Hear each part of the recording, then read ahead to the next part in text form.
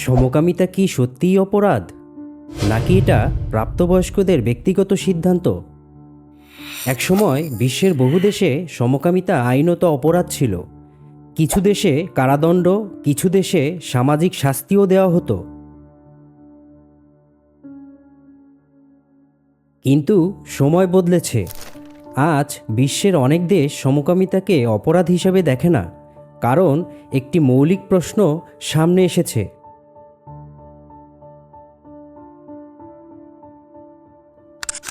রাষ্ট্র কি ব্যক্তিগত জীবনের সিদ্ধান্ত নিয়ন্ত্রণ করবে? আইনের দৃষ্টিতে সবচেয়ে গুরুত্বপূর্ণ বিষয় হল সম্মতি।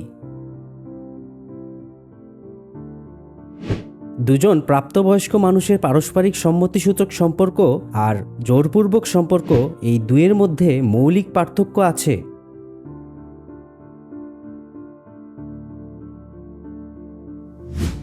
যে কোনো যৌন সম্পর্ক যদি জোরপূর্বক হয় বা অপ্রাপ্তবয়স্কের সাথে হয়, সেইটা অপরাধ। এখানে যৌন পরিচয়ের কোনো গুরুত্ব নেই। কিন্তু যখন দুইজন প্রাপ্তবয়স্ক মানুষ স্বেচ্ছায় সম্পর্ক স্থাপন করে, তখন সেটাকে অপরাধ বলা কি যুক্তিসঙ্গত?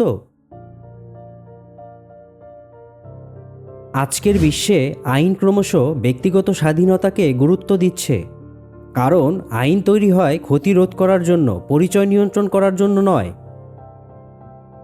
তাই প্রশ্নটা রয়ে যায়, সমকামিতা কি অপরাধ, নাকি এটা কেবল এক ধরনের ব্যক্তিগত পরিচয়?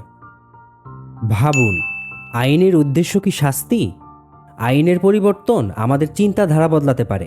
তাহলে আমরা ব্যক্তিগত স্বাধীনতাকে কিভাবে রক্ষা করতে পারি? বন্ধুরা, আপনাদের সবাইকে ধন্যবাদ এই ভিডিওটা দেখার জন্য। পরবর্তী ভিডিওতে আমরা দেখব সম্মতি ও আইনের বাস্তব চিত্র।